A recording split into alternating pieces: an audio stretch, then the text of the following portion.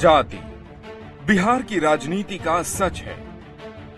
इतिहास भरा पड़ा है इनके खूनी संघर्ष से, जिनका असर आज तक है। नरसंहार। पहले एपिसोड में बेलछी नरसंहार की कहानी, जिसमें जिंदा जलाए गए 8 दलितों समेत कुल 11 लोग। खेतों में पड़ी हड्डियां देख इंदिरा गांधी भी रो पड़ी।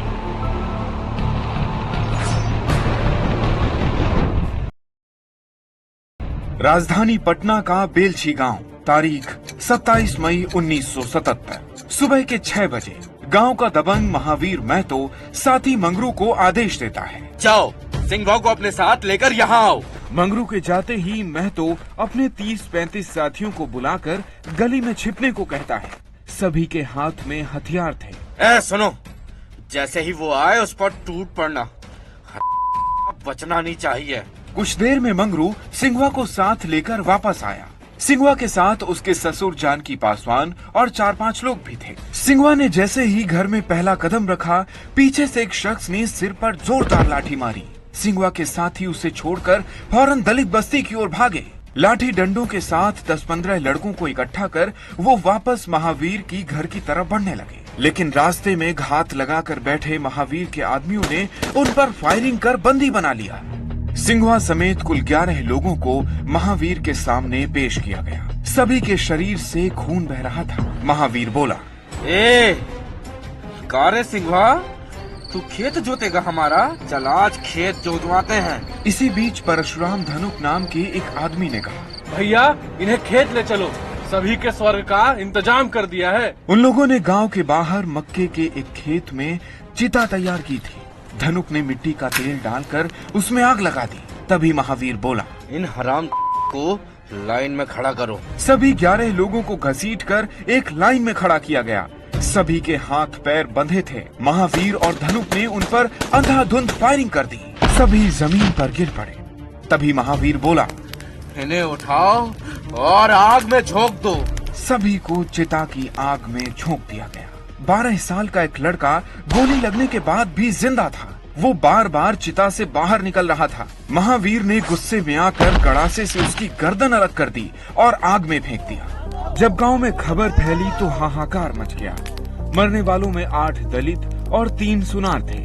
हत्या का आरोप लगा महावीर महतो, परशुराम धनुक समेत कुल 31 लोगों पर। ये सभी कुर्मी जाति के थे। देर शाम पटना और बाढ़ पुलिस बेलछी पहुंची। पटना डीसी के एन अर्धनारीश्वर ने पूछा, ये कत्ल किन लोगों ने किया? गमछा बनियान पहने 40 साल के जानकी पासवान बोल पड़े, साहब महावीर महतो, परशुराम महतो और उसके करीब 30-35 लोगों ने। मैंने अपनी आंखों से देखा है, उन्होंने मेरे दामाद सिंघवा को भी मार दिया। क्यों मारा उन्होंने? साहब गांव की जमीन पर कुर्मी लोगों का कब्जा है। वे हमसे मजदूरी कराने के बाद पैसे भी नहीं देते। सिंघवा इसका विरोध करता था। उसने लड़कर कई मजदूरों को पैसा दिलवाया था, इसलिए उन्होंने धोखे से घर बुलाकर सभी को मार डाला। पुलिस ने 31 लोगों पर हत्या, अपहरण, आगजनी सहित कई संगीन धाराओं में केस दर्ज किया। पुलिस इसे गैंगवार कह रही थी, जबकि वामपंथी दल और दलित नेता जातीय नरसंहार। ये वो दौर था जब केंद्र में जनता पार्टी की सरकार थी और बिहार में राष्ट्रपति शासन लगा था। विधानसभा चुनाव की तारीखों का ऐलान हो चुका था।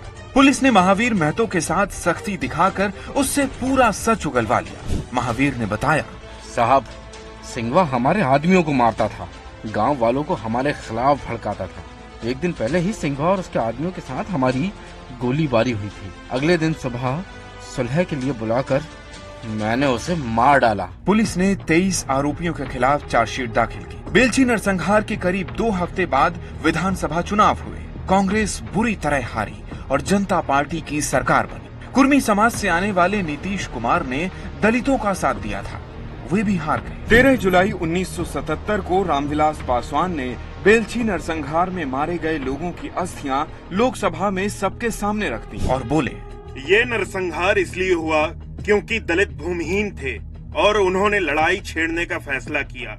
याद रखिए, जब भी कोई दलित अपनी आवाज उठाने की कोशिश करेगा तो एक नहीं कई बेलछी होंगे। इस बीच कांग्रेस नेता सीताराम केसरी की सलाह पर 13 अगस्त 1977 को इंदिरा गांधी बेलछी पहुंची।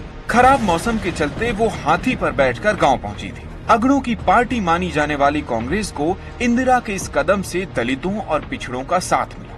जनवरी 1980 में इमरजेंसी के बाद हुए दूसरे लोकसभा चुनाव में कांग्रेस ने 542 में से 353 सीटें जीतकर वापसी की।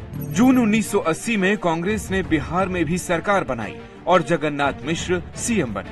उसी साल पटना हाईकोर्ट ने महावीर महतो और परशुराम धनुक को फांसी जबकि 14 आरोपियों को आजीवन कारावास की सजा सुनाई। नवंबर 1983 में महावीर और परशुराम को भागलपुर जेल में फांसी दी गई। बेलछी नरसंहार के करीब 10 साल बाद तक तो बिहार शांत रहा, लेकिन 1987 में दलेल चक बघौरा में 54 राजपूतों और 1992 में 12 गांव में 35 भूमिहारों की हत्या के बाद नरसंहार का एक नया दौर शुरू हुआ।